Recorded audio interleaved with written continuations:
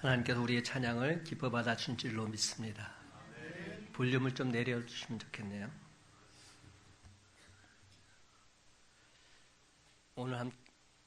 오늘 함께 나눌 말씀의 제목은 은혜가 중단되면 안 됩니다. 조금만 더 키우세요. 다 같이 한번 따라 하십시다. 은혜가 중단되면 안 됩니다. 여러분, 노아가 왜 홍수 심판에서 구원받을 수 있었을까요? 그것은 바로 노아가 하나님께 은혜를 입었기 때문입니다. 사람들이 모두 죄악에 빠졌을 때 노아는 자기가 잘나서가 아니라 하나님께서 은혜를 베풀어 주셨기에 그는 방주를 지어서 구원받을 수 있었지요. 제가 오늘 말씀을 전하면서 제일 먼저 드리고 싶은 말씀이 바로 이 말씀입니다. 창세기 6장 8절과 9절 말씀 제가 있습니다. 그러나 노아는 여호와께 은혜를 입었더라.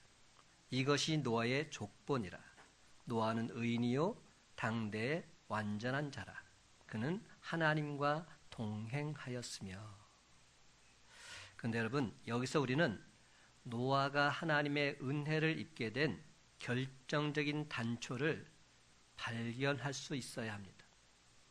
왜 노아가 하나님의 은혜를 입게 되었을까요? 그것은 노아가 의인이라서 아닙니다. 당대 그 누구보다 완전한 자라서 아닙니다. 바로 그 뒤엔 말이 정말로 중요합니다. 그는 하나님과 동행하였습니다.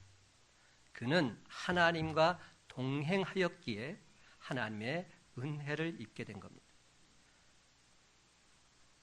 하나님 곁을 떠나내서 더 이상 하나님의 은혜를 입을 수 없었기에 멸망의 길로 갈 수밖에 없었지요.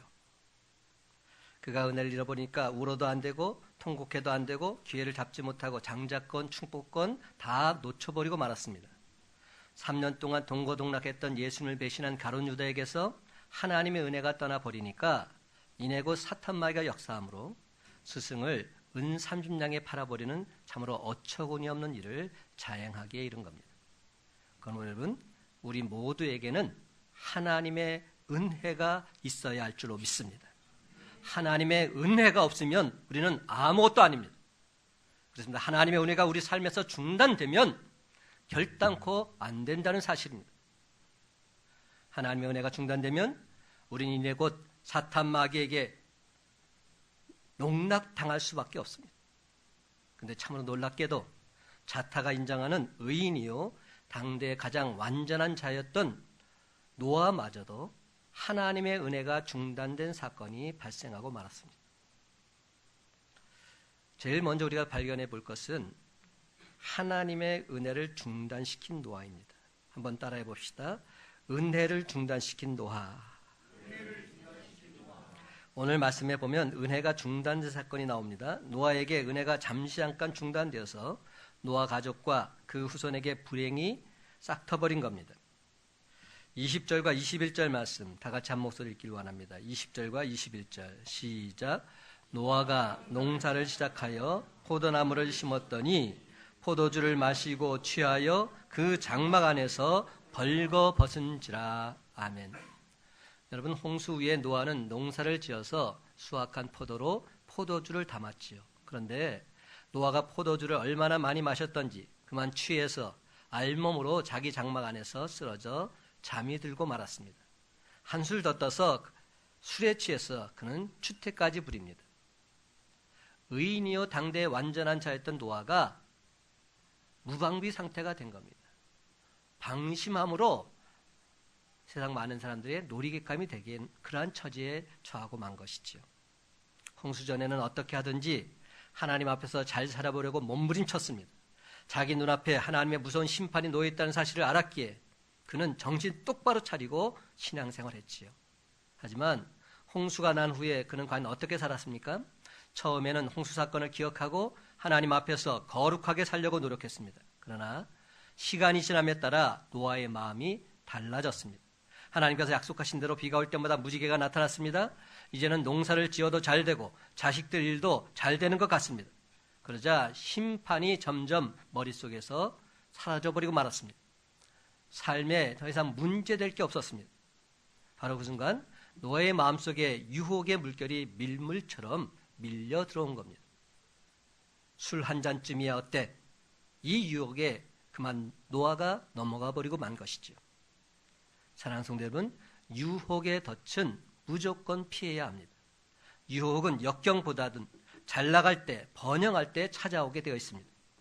토마스 칼라일은 역경은 인간으로서 견뎌내기 힘든 상대이다. 그러나 역경을 견뎌내는 사람이 100명이라면 번영을 견뎌내는 사람 한 사람에 불과하다, 이렇게 말했습니다. 그만큼 번영할 때는, 잘 나갈 때는 유혹을 견디기 어렵다는 말입니다. 노아가 이 번영이란 유혹에 덫에 걸려버리고 만 것이지. 또 어떤 신학자는 이렇게 말하기까지 했습니다. 노아가 술에 취해서 벌거벗은 것은 단순한 취함이 아니다. 그는 이미 성적인 충동에 빠져 있었다 말했습니다. 노아가 갈 때까지 간 겁니다. 태평세월을 지나다 보니까 말씀이 사라졌습니다. 기도가 사라졌습니다. 예배가 사라졌습니다. 하나님과의 온전한 교제가 사라진 겁니다. 은혜를 계속해서 누려야 되는데 은혜를 계속해서 누릴 끈이 없어진 겁니다. 은혜의 단비가 멎어버린 것이죠. 가뭄이 들었고 급기야 비참하게 되고 말았습니다. 그러자 가뭄에 땅이 갈라지듯 그의 삶이 갈라지기 시작합니다. 아들 함이 저주를 받게 되고 그의 후손들이 종이 되면서 형제간에 피부린내 나는 싸움을 하게 된 것이죠. 사랑하는 성도 여러분, 신앙생활에는 방학이나 휴식이 없습니다. 기도에는 쉼이 없습니다. 말씀 훈련에도 쉼이란 있을 수 없습니다.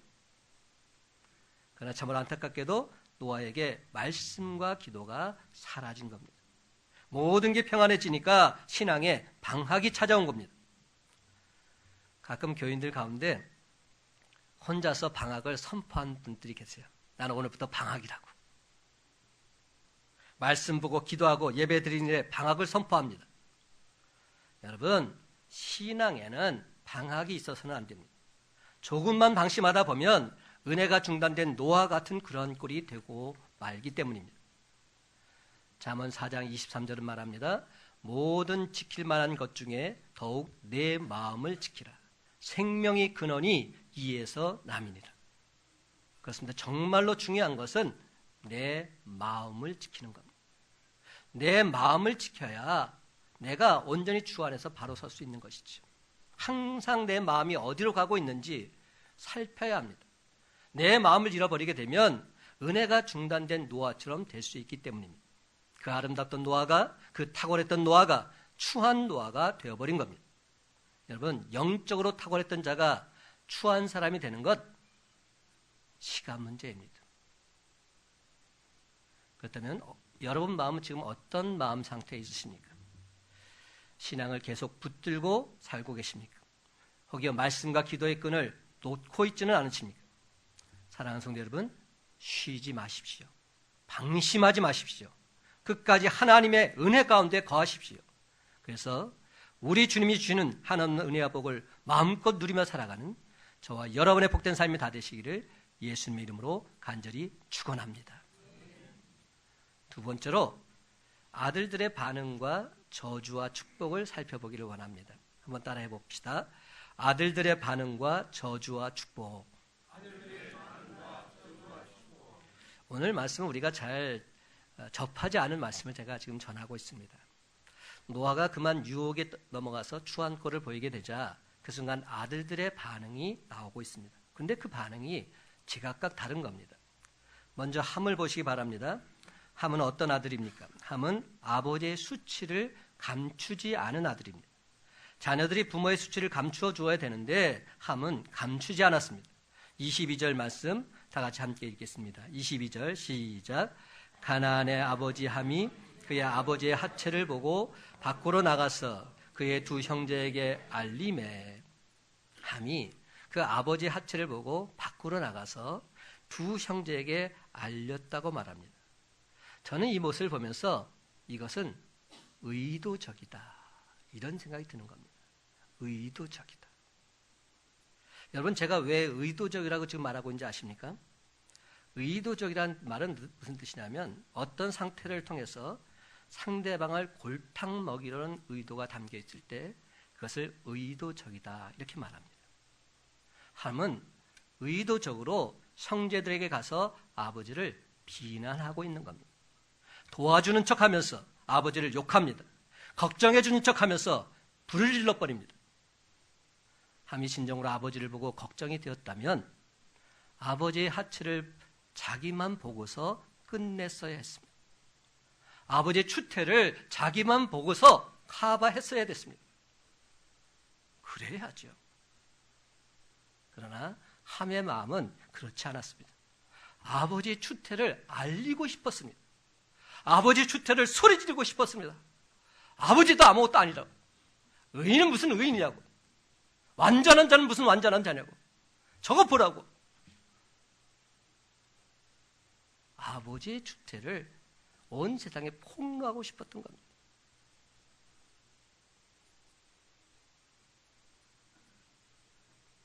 그래서 형제들에게 가서 이렇게 말합니다. 아버지가 그럴 수 있느냐고. 아버지가 수치스러운 일을 했다고. 우리 아버지는 정말로 문제가 많은 분이라고. 겉만 은이지 속은 엉터리라고.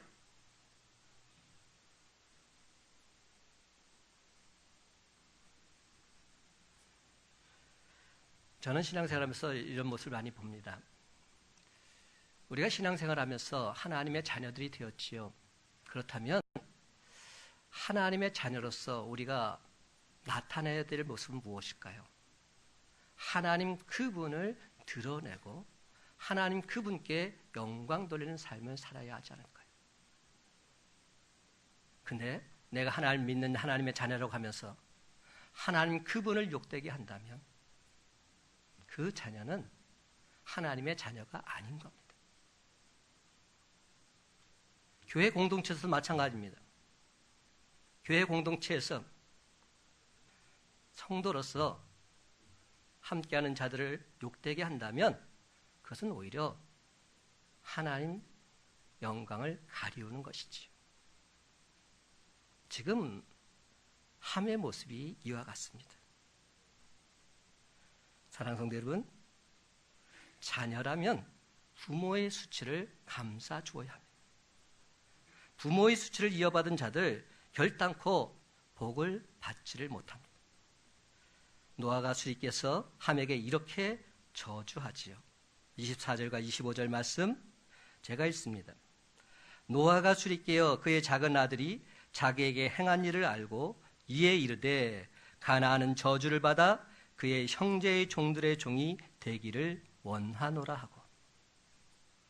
지금 노아가 수리께서 자기 아들 함을 저주한 겁니다.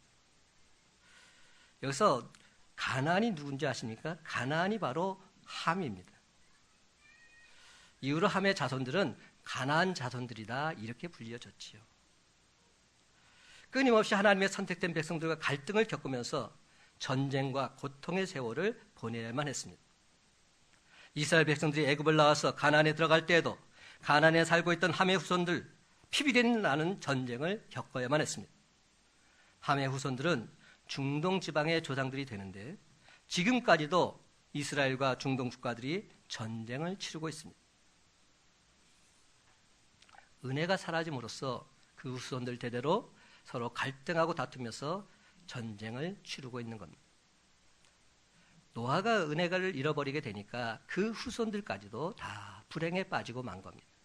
그러면 사랑하는 성도 여러분, 말씀 훈련을 받아야 할 때 말씀 훈련을 받으시기 바랍니다. 하나님께 기도드려야 할 때 하나님께 기도드리시기 바랍니다. 편할 때는 한 번 기도하던 것이 어려울 때는 10번 기도하게 된다. 바로 에이브람 링컨의 말입니다. 힘들면 힘들수록 기도해야 됩니다. 여러분, 기도할 시간이 없으십니까? 시간이 없으면 없을수록 더 하나님께 간구하시기 바랍니다. 내 힘, 내 능력은 한계가 있습니다. 그러나 주님께 간구하면 주님께서 하셔서 피할 길을 내사 감당해 주실 줄로 믿습니다. 말씀 훈련 받을 시간이 없으십니까? 그러면 그럴수록 하나님께 먼저 시간의 11조를 드리시기 바랍니다. 그러면 모든 것을 하시는 하나님께서 환경을 활짝 열어주셔서 누르고 넘치도록 은혜와 복을 더하여 주실 줄로 믿습니다. 말라기 3장 10절은 말합니다. 만군의 여호와가 이르노라. 너의 온전한 11조를 창고에 들여 나의 집에 양식이 있게 하고 그것으로 나를 시험하여 내가 하늘 문을 열고 너희에게 복을 쌓을 것이 없도록 붙지 아니하나 보라. 그래서 여러분, 하나님께서는 은혜를 쏟아 부어 주시고자 하십니다. 근데 우리가 은혜의 자리에 거하지 않는다면 그 은혜를 다 놓치고 마는 것이죠. 그래서 결국 추한 사람이 될 수밖에 없는 겁니다. 안타깝게도 노아와 그의 아들 함이 그런 사람들이 되고 말았던 겁니다. 그러나 여러분, 오늘 성경은 은혜가 중단되지 않고 있는 사람들도 분명히 있음을 우리에게 보여주고 있습니다. 셈과 야벳입니다. 노아의 아들 중에서 셈과 야벳은 함과는 달랐습니다. 23절 말씀 다 같이 함께 있습니다. 23절입니다. 시작. 셈과 야벳이 옷을 가져다가 자기들의 어깨에 메고 뒷걸음쳐 들어가서 그들의 아버지의 하체에 덮었으며 그들이 얼굴을 돌이키고 그들의 아버지의 하체를 보지 아니하였더라. 여러분, 이 장면 한번 상상해 보세요. 함은 아버지가 저런 추태를 벌인다고 자기 형제들이 와서 말하는데 그 말을 들은 셈과 야벳은 아버지의 수치를 감추어 주고 있습니다. 뒷걸음쳐 들어가서 아버지의 수치를 가리워 주었다. 여러분, 이 장면 얼마나 아름다운 모습입니까? 그렇습니다, 여러분. 이는 바로 잘못된 부분을 감추고 죄를 드러내지 않고 용서해 주는 예수님의 모습이 아니겠습니까? 우리 주님께서 그렇게 하셨지요. 상대방에 대한 배려가 있습니다. 용서가 있습니다. 덮음이 있습니다. 진정한 사랑이 있습니다. 그러자 아버지 노아가 야벳에게 이런 축복을 내립니다. 27절 말씀 제가 있습니다. 하나님이 야벳을 창대하게 하사 셈의 장막에 거하게 하시고 가나안은 그의 종이 되게 하시기를 원하노라 하였더라. 야벳을 창대하게 했다는 말은 지경을 넓혀주셨다는 말입니다. 아마도 이 세상에서 가장 넓은 지역으로 퍼진 사람들이 바로 야벳의 후손들일 것입니다. 야벳의 후손들은 인류사적으로 보게 되면 백인계들입니다.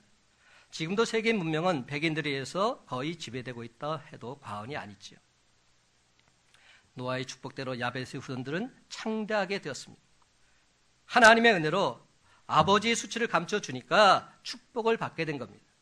물질이 부여해지고 권세를 누리게 된 것이지요. 그런데 오늘 성경은 야벳이 받은 축복보다 더 큰 축복이 있음을 셈을 통해서 말씀하고 계십니다. 26절과 27절 말씀 다 같이 함께 읽어볼까요? 26절과 27절입니다. 시작. 또 이르되 셈의 하나님 여호와를 찬송하리로다. 가나안은 셈의 종이 되고 하나님이 야벳을 창대하게 하사 가나안은 그의 종이 되게 하시기를 원하노라 하였더라. 아멘. 여러분, 이 말씀을 자세히 보세요. 누구의 하나님 여호와를 찬송한다 말씀합니까? 셈의 하나님. 저는 이 말씀을 보면서 좀 의아했어요. 셈과 야벳이 같이 했는데 왜 셈의 하나님을 찬송한다 이렇게 말씀하셨을까? 야벳의 하나님이라 부르지 않았습니다. 야벳이 창대하게 됩니다. 근데 결국은 어디에 거한다 말합니까? 셈의 장막에 거하게 하시고 셈의 장막에 거합니다. 셈이 근본적인 하나님의 축복을 받고 있는 겁니다. 이는 하나님의 전적인 은혜라 말하지 않을 수 없습니다. 셈은 야벳처럼 창대하게 되고 번성하게 됩니다. 그러나 야벳과 한 가지 더 다른 점은 놀랍게도 하나님의 택한 백성이 되었다는 사실입니다. 하나님께서 그들의 뿌리가 되고 반석이 되고 피난처가 되고 선한 목자가 되기를 원하십니다. 그리고 셈의 후손들은 이 축복대로 그대로 되었습니다. 셈을 통해서 아브라함과 다윗이 나왔고 셈을 통해서 마침내 예수 그리스도가 육신으로 이 땅에 오시게 된 것이죠. 사랑하는 성도 여러분, 하나님께서 우리 인간을 구원하시기 위해서는 두 가지 조건이 맞아야 합니다. 어떤 조건입니까? 구원자 그분은 참 하나님이면서 참 인간이셔야 합니다. 이 두 가지 조건을 완벽히 충족시키는 분이 누구이십니까? 바로 예수 그리스도이십니다. 예수님은 참 하나님이시며 참 인간이십니다. 예수님이 참 인간이 되시기 위해서 바위나 알에서 나오면 안 되지요. 예수님은 여자에게서 나오고 족보가 있어야 됩니다. 그런데 그 족보가 바로 셈의 족보요. 셈의 후손은 아브라함과 다윗에게서 예수님께서 나신 겁니다. 그런데 여러분, 하나님의 은혜 가운데 거하는 자들이 진정 이런 축복을 동일하게 받게 될 줄 믿으시기 바랍니다. 하나님의 자녀들은 은혜 속에서 자라며 은혜 속에서 뛰놀고 은혜 속에서 성장합니다. 시냇가에 심은 나무처럼 살아갑니다. 선한 목자의 인도함을 받은 선한 양처럼 살아갑니다. 포도나무에 붙어있는 가지처럼 열매 맺는 삶을 살아가게 되어 있습니다. 그러므로 사랑하는 성도 여러분, 하나님의 은혜를 멀리하지 마시기 바랍니다. 하나님의 은혜를 중단시키는 누를 범하지 마시기 바랍니다. 왜냐하면 여러분의 행복과 불행이, 여러분의 미래와 현재가 다 하나님의 은혜 안에 있기 때문입니다. 그렇다면 우리가 여기서 좀 더 구체적으로 살펴보기를 원합니다. 하나님의 은혜를 중단시키지 않고 우리 안에 하나님의 은혜가 계속적으로 흘러넘치도록 하기 위해서 우리는 과연 무엇을 해야만 할까요? 제일 먼저 마음을 지켜야 한다 말씀드립니다. 마음을 지켜야 합니다. 노아의 성공과 실패는 다시 한번 분명히 말씀드리지만 마음에 있었습니다. 하나님을 경외하는 마음이 있었을 때는 홍수를 피해갈 수 있었습니다. 그러나 그 마음이 방심해졌을 때 그는 그만 술의 유혹에 넘어가고 만 겁니다. 그렇습니다, 여러분. 마음이 중요합니다. 마음이 병들면 하나님과 교제할 수 없습니다. 마음이 상하면 축복받을 수 없습니다. 마음이 교만하면 하나님으로부터 주어지는 선한 것들 받을 수 없습니다. 반면에 마음이 깨끗하면 하나님의 축복 마음껏 담을 수 있습니다. 마음이 맑으면 죄악된 것들 온전히 바라볼 수 있습니다. 그러므로 지금 내 마음의 상태가 어디로 가고 있는지 살펴보는 것, 이것이 중요합니다. 그런데 자기 자신의 마음을 물끄러미 들여다본다는 것 쉬운 일 아니지요. 마음의 흐름을 읽고 마음에 쓰라는 변화를 바라보며 자신을 발견해 나간다는 것 여간 힘들고 고통스러운 일이 아닙니다. 그러나 깨끗하고 정결한 마음을 유지하려면 말씀과 기도를 통해 자신의 마음을 들여다보는 시간을 반드시 가져야 합니다. 그럼 여러분 마음을 마치 정원을 가꾸듯이 말씀과 기도로 가꾸어 나가시기 바랍니다. 그러기 위해서는 말씀과 기도가 있는 곳이라면 무슨 일이 있어도 빠져서는 아니 됩니다. 말씀과 기도가 있는 곳이라면 어떻게든 참여하고자 애쓰고 힘쓰셔야 합니다. 말씀과 기도의 장소에 자꾸만 빠지게 되면 우리들 마음은 느슨해지게 되어 있습니다. 우리들 마음밭에 잡초가 나서 우리는 이내 곧 추한 모습이 될 수도 있습니다. 그러면 사랑하는 성도 여러분, 결코 신앙생활을 쉬지 마시기 바랍니다. 방학하지 마시기 바랍니다. 날마다 말씀과 기도로 마음을 지켜서 하나님의 은혜 안에 온전히 거하는 저와 여러분의 복된 삶이 다 되시기를 예수님의 이름으로 간절히 축원합니다. 두 번째는 유혹을 피해야 한다는 겁니다. 유혹을 피하라. 여러분, 은혜가 크다는 것은 삶의 목표가 크다는 것이요, 그 목표가 바르다는 겁니다. 이런 사람은 자신을 지킬 줄 압니다. 흔들리지 않죠. 시시한 쾌락에 자기 맡기지 않습니다.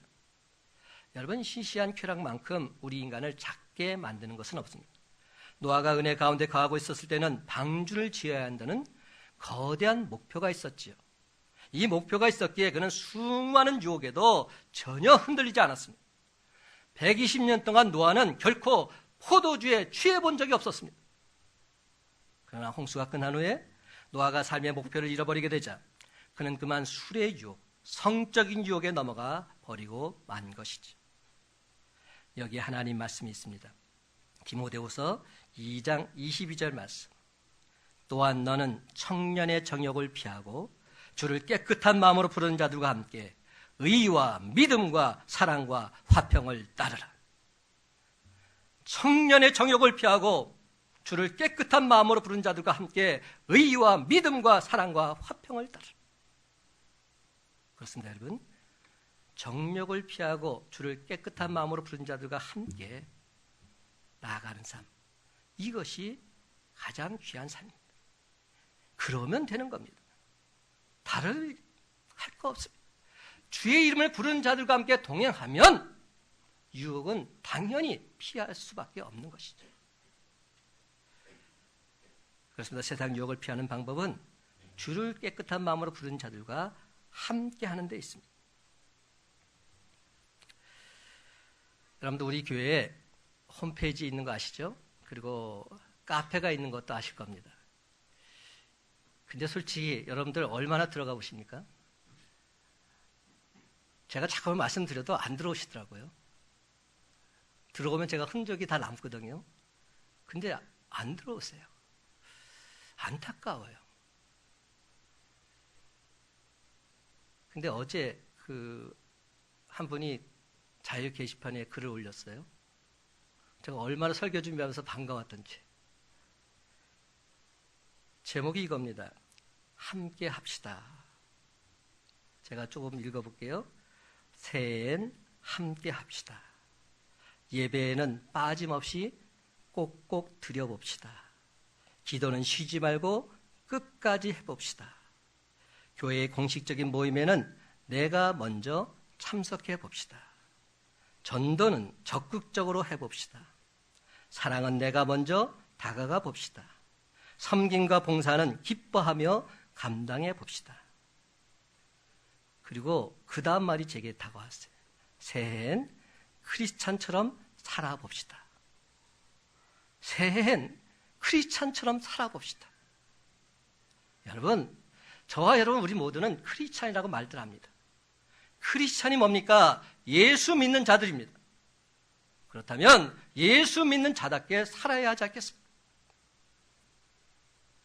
겉모양은 예수 믿는 자인데 속사람은 그렇지 못하다면 결국은 하나님의 영광을 가리울 수밖에 없지요. 유혹에 무너질 수밖에 없습니다. 사랑하는 성도 여러분, 유혹은 우리를 쓰러뜨리려고 평생 동안 계속될 것입니다. 단테는 인생길에 있어서 유혹을 벗어날 수 있는 시기나 수준이란 단 한순간도 없다고 말했습니다. 항상 유혹이 있다는 겁니다. 그렇습니다. 제 아무리 영성이 깊은 사람이라 할지라도 어떤 종류의 유혹이건 그 유혹을 대면하지 않을 사람은 이 세상에 단 한 사람도 없다는 겁니다. 그러므로 사랑하는 성도 여러분, 늘 항상 주를 부르는 자들과 함께 세상 유혹을 넉넉히 이김으로 하나님께서 각자에게 맡겨준 사명 온전히 감당하며 살아가는 저와 여러분의 삶이 다 되시기를 예수님의 이름으로 간절히 축원합니다. 세 번째, 오늘 제가 꼭 강조하고 싶은 말입니다. 하나님과 동행해야 한다는 겁니다. 노아가 하나님께 은혜를 입었던 결정적인 단초는 하나님과 동행했기에 입게 된 겁니다. 하나님과 동행하지 않으면 은혜는 떠나갈 수밖에 없습니다. 하나님과 동행한다는 게 뭡니까? 육체의 욕심을 따라 사는 것이 아니라 성령을 따라 사는 것을 말합니다. 갈라디아서 5장 16절 말씀입니다. 내가 이르노니 너희는 성령을 따라 행하라. 그리하면 육체의 욕심을 이루지 아니하리라. 그렇습니다. 성령께서 도우실 때 우리는 하나님을 경외할 수 있습니다. 이사야 11장 2절에서 성령을 가리켜서 여호와를 경외하는 영이다 표현했습니다. 여호와를 경외하는 삶을 사는 것이 성령 충만한 삶이라는 겁니다. 노아가 홍수 전에는 하나님을 온전히 경외하며 살았습니다. 하나님의 눈길을 전적으로 의지하며 살았습니다. 그러나 홍수에는 하나님을 점점 더 의식하지 않게 됩니다. 자꾸만 세상 즐거움을 찾고자 했습니다. 그래서 처음에는 분위기상 한두 잔 포도주를 마셨을 것입니다. 그러나 나중에는 술이 노아를 마시는 안타까운 모습이 되고 말았던 겁니다.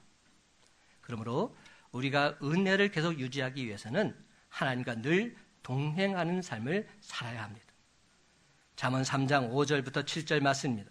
너는 마음을 다하여 여호와를 신뢰하고 내 명철을 의지하지 말라. 너는 범사에 그를 인정하라. 그리하면 내 길을 지도하시리라. 스스로 지혜롭게 여기지 말지어다. 여호와를 경외하며 악에서 떠날지어다. 그렇습니다, 여러분. 우리는 세상 지혜나 명철을 의지해서는 아니 됩니다. 항상 깨어서 성령 안에서 기도해야 됩니다. 그렇습니다. 우리는 하나님이 주신 말씀의 복을 누려야 합니다. 말씀 묵상을 통해서 하나님 뜻으로 무장하고 마음을 정돈하고 세상 유혹을 넉넉히 이겨내야 합니다. 제가 이렇게 말씀을 드리면 여러분들이 아멘 하시잖아요. 근데 막상 여러분들이 한 주간의 삶을 살 때 그대로 사십니까? 저부터가 안 돼요. 저는 이 말씀을 준비하면서 이런 생각이 들었어요. 매주일 말씀은 선포되는데 왜 우리의 삶은 변하지 않는 것일까? 매주일 생명의 말씀은 선포되는데 왜 우리는 제자리일까? 아니, 더 후퇴하고 있을까? 그때 하나님께서 예수님의 제자들을 떠오르게 해주셨어요. 제가 오늘 오후에도 말씀을 전할 텐데 오늘 오후에 전할 말씀이 요한복음 21장에 있는 말씀입니다. 근데 저는 이해가 안 되는 겁니다. 예수님께서 십자가에 달려 죽으시고 사흘 만에 부활하셔서 지금 제자들에게 찾아오셨어요. 예수님께서 말씀하신 대로 부활하셔서 제자들 앞에 와 있는 겁니다. 그러면 우리의 삶이 어떠해야 됩니까? 예수님 부활하셨습니다. 예수님 부활하셨습니다. 예수 믿고 구원받으세요. 영생의 축복을 누리세요. 당연히 이렇게 선포해야 마땅하지 않습니까? 예수님께서 제자들에게 한 번도 아니고 두 번도 아니고 세 번씩이나 부활하셔서 말씀하시는데도 제자들은 어떻게 행동하고 있는지 아십니까? 고기 잡으러 갈릴 바닷가로 갑니다. 여러분, 이 말이 되는 얘기입니까? 부활하신 예수님을 전하러 가야죠. 근데 그들은 부활하신 예수님을 보고서도 세상으로 나가고 있는 겁니다. 왜 그럴까? 왜 이럴까?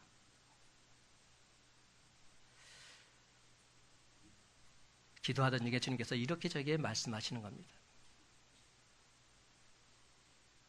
그들이 언제 변화되었는지 네가 살펴봐라. 그들은 부활하신 예수님을 보고서도 변화되지 않았어요. 그들이 진정 변화된 것은 오순절 다락방에 모여서 기도할 때 성령 충만한 은혜를 받고 나서 그제서야 비로소 변화되었죠.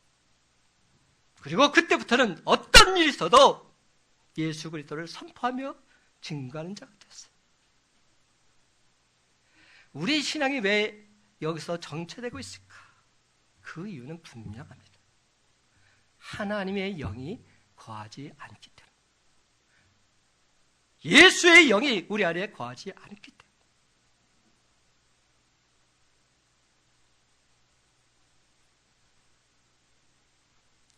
하나님은 저와 여러분을 너무나도 사랑하십니다. 그래서 하나님의 은혜가 우리 삶 속에서 계속 이어지기를 원하고 계십니다. 그날진데 성령 안에서 주님과 동행하면서 살아가게 되면 하나님의 은혜를 넉넉히 담는 역사가 일어나게 될 줄 믿으시기 바랍니다. 성령 충만한 삶을 사모하십시다. 주님, 내 모습 그대로 나왔습니다. 내 부족한 모습 주님께 올려드리오니 내게 주의 영을 가득히 부어 주옵소서. 내 힘, 내 능력으로는 도저히 감당할 수 없사오니 하나님의 영을 내게 부어 주셔서 내가 넉넉히 이길 수 있도록 동행해 주옵소서. 우리가 진정 은혜를 담는 성령 충만한 그릇이 되면 축복된 길 당당하게 걸어갈 수 있습니다. 다시 한번 분명히 말씀드리지만 생활에 있어서 방심은 절대 금물입니다. 사탄 마귀의 놀이감이 되는 것 한순간입니다. 그러면 사랑하는 성도 여러분, 늘 항상 성령 안에서 하나님과 동행하고자 애쓰고 힘쓰시기 바랍니다. 하나님과 동행해야 하나님께 은혜를 입을 수 있습니다. 하나님과 늘 동행하게 되면 하나님의 은혜는 결단코 중단되지 않습니다. 여기에 오늘 우리에게 주신 하나님의 말씀이 있습니다. 히브리서 4장 16절 말씀, 그러므로 우리는 긍휼하심을 받고 때를 따라 돕는 은혜를 얻기 위하여 은혜의 보좌 앞에 담대히 나아갈 것이니라. 아멘. 하나님의 긍휼하심을 받고 하나님의 은혜를 얻기 위해서는 은혜의 보좌 앞에 나아가야 한다는 것.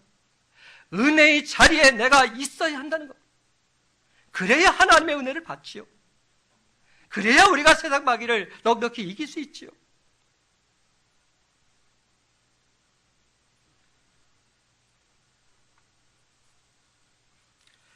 이제 말씀했습니다. 사랑하는 성도 여러분, 그 어떤 경우에도 하나님의 은혜의 보좌 앞에 담대히 나아가시기 바랍니다. 험한 인생길을 걷다가 비록 쓰러지고 넘어지는 순간이 온다 할지라도 하나님의 강권적인 은혜를 사모하면서 하나님과 끝까지 동행하며 사시기 바랍니다. 그래서 마침내 이 모든 것은 하나님께서 하셨습니다. 이는 하나님의 전적인 은혜입니다. 온 세상에 기쁨으로 선포하며 살아가는 성령 충만한 저와 여러분의 삶이 다 되시기를 예수님의 이름으로 간절히 축원합니다.